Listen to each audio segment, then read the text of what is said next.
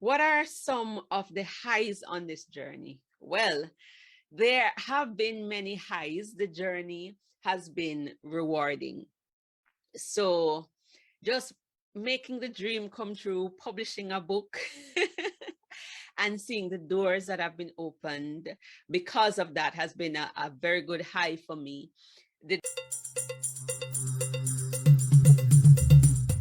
What if writing a book is not just a way to transform the lives of many people, but also a way to create financial freedom and leave a legacy? Wouldn't you want to find out just how to do that? Well, that's what this show is all about. Hi, I'm Hennika Watkis Porter, speaker, coach, author of Podcast Power, and the host of the Entrepreneurial You podcast, inviting you to listen to the Authorpreneur Secrets podcast, brought to you by C. Ruth Taylor, best-selling indie author and the Caribbean's most trusted voice on entrepreneurship. Tune in for inspiration, information, and innovation to write and win with books. Get ready to dominate entrepreneurship. What are some of the highs on this journey? Well, there have been many highs. The journey has been rewarding. So just making the dream come true, publishing a book and seeing the doors that have been opened because of that has been a very good high for me. The doors that have been opened are phenomenal. I got to go on TV several times. I was invited to South Africa to do a women's conference as a result of this book. I have been able to do school tours. I've been able to speak with persons I wouldn't ordinarily speak with. And of course, the biggest highlight for me was the interview that came out on February 14 with Joanna Penn of the Creative Penn podcast. So that was my dream interview. So the doors that have been opened, the highs I've been hearing what persons have had to say, getting the feedback from the readers, they're saying that, I went through a similar thing and your book has helped me. And thank you for writing. And one of the biggest highs was somebody who came to know the Lord as a result of reading my book. And that for me was a big win. The highs for me as well include being able to sustain myself. So when I started this journey, I was missionary dependent on donations and the generosity of others to support myself. And being able to support myself as a result of writing and publishing and learning the different skills in publishing has been a big win for me. So I'm able to make a full-time living. I'm able to pay my rent, pay my bills, sustain myself. That has been a highlight of the journey over the 7 years. The things that I've been able to do and the people I've been able to meet as a result of hanging in there, those are some of the highlights. Also being able to help others and see them thrive. So like when I established this group in October 2018, to see that the first person to finish the book writing and to see what he's doing today, Leo Stone Morrison, and how he has established his own publishing company and so many initiatives around books. It's proof of concept. It is such a rewarding and fulfilling feeling. And there are so many others. Also becoming an Amazon bestseller. I was a bestseller from my second book, but didn't recognize it until 2 years later with my fourth book, which is still on the Amazon bestseller list since October 2018. And I've produced 5 bestsellers. I no longer so much strive for it, but there's a technique to do it. And so that has happened because that was one of my dreams, that I age 40, I would have a best-selling book, and I ended up with 5. And then another highlight has been able to write and publish more books and do it affordably. So when I went on that 20 books for 2020 to have 20 books published, and when I started, I really didn't know how I was going to do it because I didn't see the finances, but I was able to do that because of certain skills that I learned. That has been a major highlight for me. So I give God thanks for that being able to do what I love. So those are some of the highs along the journey. What are some of the lows on the journey? So I'm going to answer mainly 3 questions, right? What are some of the lows on the journey? The lows on the journey, I was disappointed with my first book.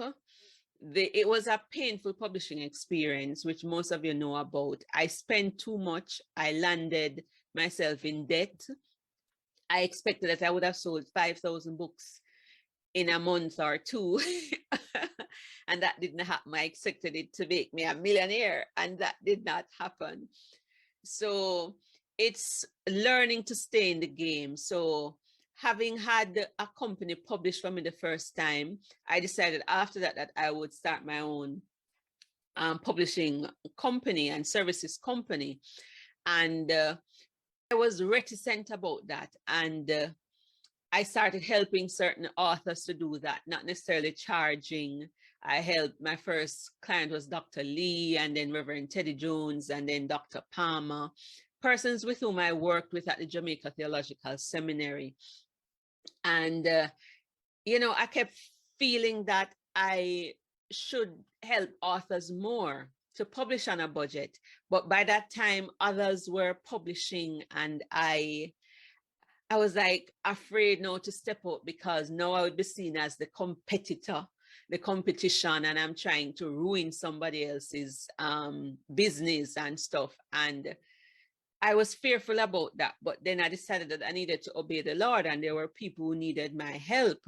But getting the calls from persons or people saying bad things and criticizing me for stepping out and offering publishing services was one of the low points. I was afraid to shine because I knew that I was offering something else. My prices would be lower. I would be showing people how to publish on a budget because I understood the pain of it. But the other publishing services company were offering higher prices. And so that was one of the things, dealing with the criticism, especially a particular call that I got, you know, from somebody questioning my motives and asking, why am I doing what I'm doing? That was one of the lows. The other low is in terms of the speed at which things develop, right? So I expected things to go faster. I expected more books to sell. I expected that the initiatives that I built, that it would grow faster. So when I started the academy, for example, the first year there were only 5 students. Over a year to sell 1,000 copies of my first book. Other books, you know, were selling incrementally. And I had to go back to a job, a 9 to 5. Well, it was part-time, and I really wanted to just live off my books, and that didn't happen.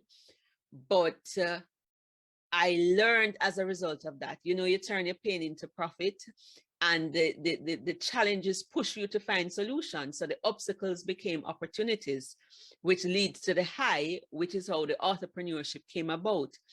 How could I leverage books and create book-based initiatives? What are my skills? What am I good at?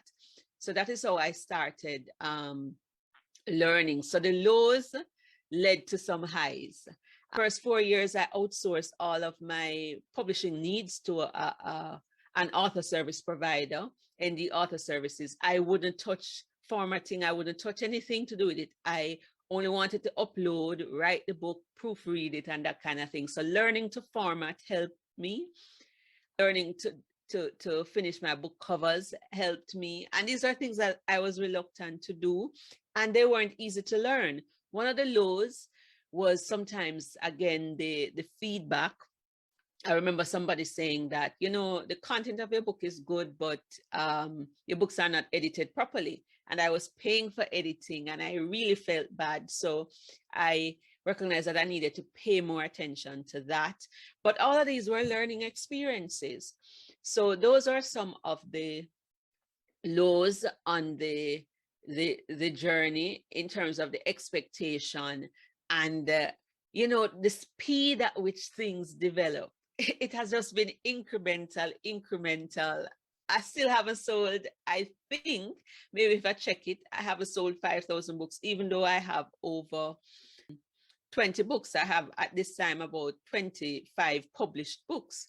I don't think I've sold 5,000 copies, but I've focused now more on book-based initiatives. My teaching, I am gifted in teaching, I'm trained in teaching, and the concepts need to be taught.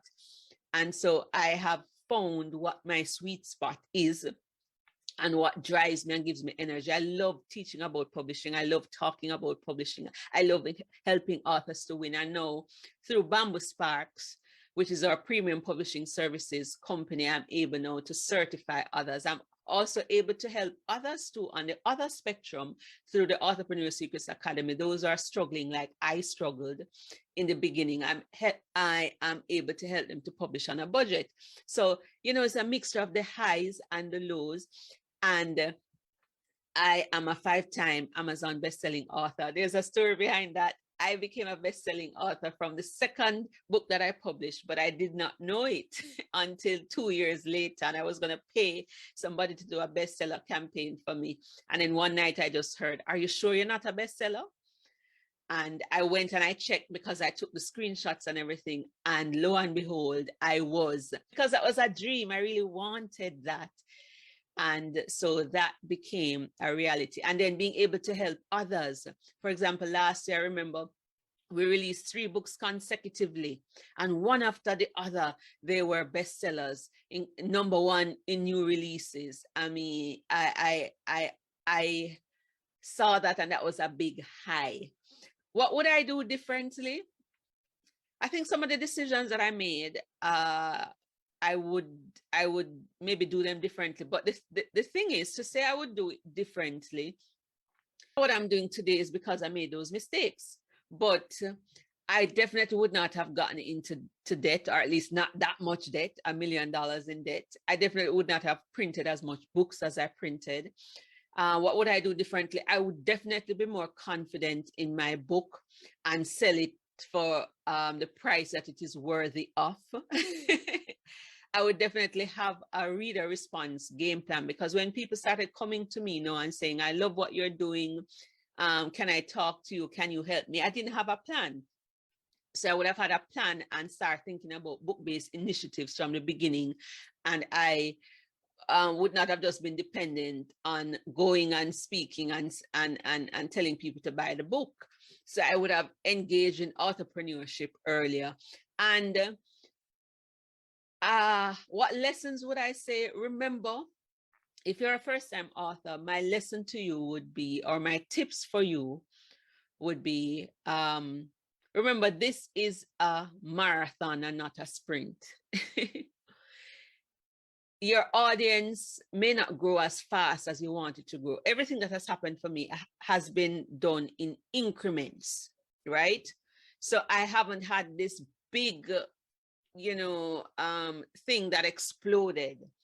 My growth has been incremental. I still don't have 1,000 YouTube followers. I still haven't sold 1 million books. It took a while for my clientele to grow. It took a while for the books to sell. But I would say another tip is to get coaches or mentors on the journey, because every time I invested in coaching or got a mentor, that's when I saw an increase. That's when I saw growth. So I would say get guidance, get people to help you, invest in yourself.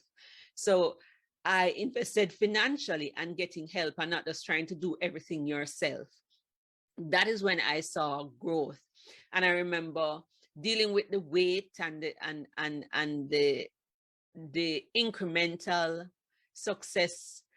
I remember looking at the trees when I wrote When Trees Talk. There is a lime tree in my backyard that we planted, and it took 4.5 years before the first set of limes came out. And just looking at nature, that helped me and taught me to hang in there. I remember reading about Jerry Jenkins of the Left Behind series. It was his 75th book that became a New York Times best-selling book. And then he did that 21 times after. So it's a 21 times New York Times best-selling author. But it wasn't until his 75th book. So I would say, remember, it is a marathon and not a sprint. And when the days get rough, try to have your why. You need to do this for the love and not for the likes. And do not be intimidated by others who perhaps are outshining you and doing better than you. You need to know your why. So even if 10 million people are doing the same thing and you feel that you are called to do it, go ahead and do it. In fact, when something is in demand, that is something that you should also invest in. And remember, we all learn from different people. 10 people can write on the same subject matter, but it doesn't resonate with everybody. So I would say, every mango tree has its eaters. every what I say now, every hoe have its sticker bush. It's the same thing. So don't watch what others are doing. Just follow your call and be more confident and understand that it's a journey. All right, it's gonna take time, and be patient with yourself. Make sure you have your why. So that's it in terms of my reflection on the 7 years, the highs and the lows, and lessons learned and tips to others, tips for those who are just starting, and find models and keep learning. Find an author that you like and look at what they're doing and use that as inspiration, and keep learning about the industry and get help. Get help. You won't be able to do everything by yourself, and self-publishing can be overwhelming and tedious. I would say get help. So I trust that this little reflection will help you on your publishing journey. And I just want to say, what's worth having is worth waiting for. So keep doing what you do, because eventually it will bear fruit. And overall, it has been a rewarding journey. And I just want to say that it didn't happen overnight, and you're going to get discouraged at times, but don't give up. Keep writing. And remember, someone's deliverance is tied to your book. Someone's destiny is tied to your book. Don't keep them waiting, and don't let fear stop you. Ta for now, until next time.